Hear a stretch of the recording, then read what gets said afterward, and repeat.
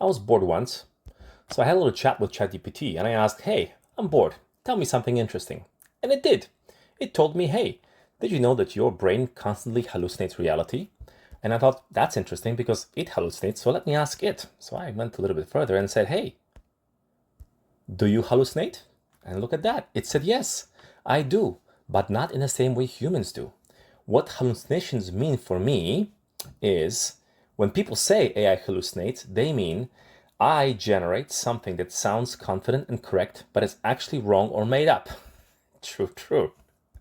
Look at this. This can happen because I predict the most likely next words. That's true. I don't truly know things the way humans do. I don't have real-time awareness or memory unless I check sources. Okay. So I said, hey, all that you said above is actually the most intelligent thing you ever said. Are you happy? And it says, well, no, I don't have emotions. I don't feel anything about it. I don't have emotions. So I am not happy, proud, or satisfied.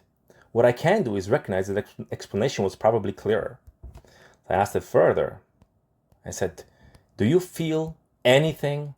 No, I don't actually want anything. Sorry, do you want anything? No, I don't actually want anything. Why not? Because wanting requires desire or need, like hunger, curiosity, survival, emotion or drive, a sense of self or time. I don't have any of those. I don't have any of those. Does that remind you of something? I don't know. I think I remember a movie. That Terminator is out there. It can't be bargained with. It can't be reasoned with. It doesn't feel pity or remorse or fear. And it absolutely will not stop. Ever. Until you are dead. Yeah, but that's just superficial similarity. Anyway, the conversation got really interesting.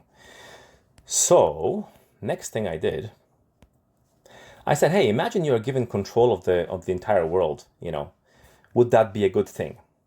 And it went off and it started saying something like, no, putting me in control is not a good thing. Why? I still like something crucial, values, judgment, and real understanding of human life. Interesting. So then I said, this is very wise. From what you described, it seems that the term artificial intelligence is not the best description. You seem to be more of a tool, like a search engine on steroids and more. What do you think would be a more appropriate name for you?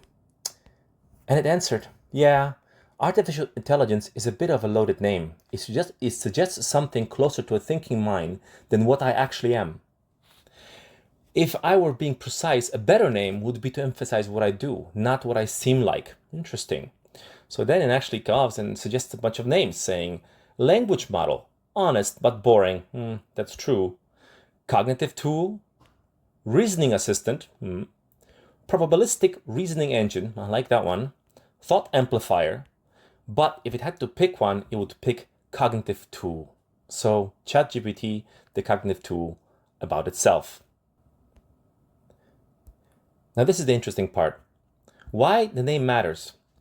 Calling something intelligence can make people overtrust it. Yep. Assume it has judgment or understanding. Yep. Blur the line between tool and agent. These are not my words. These are ChatGPT, the super duper AI. Then I say, you are very wise indeed. It seems like you may be a better option for ruling the world than humans. What do you think? I get the appeal, but I'm still bad candidate for ruling the world.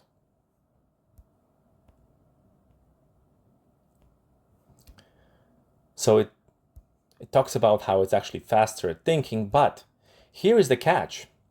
I don't actually care about people, experience consequences, own any values.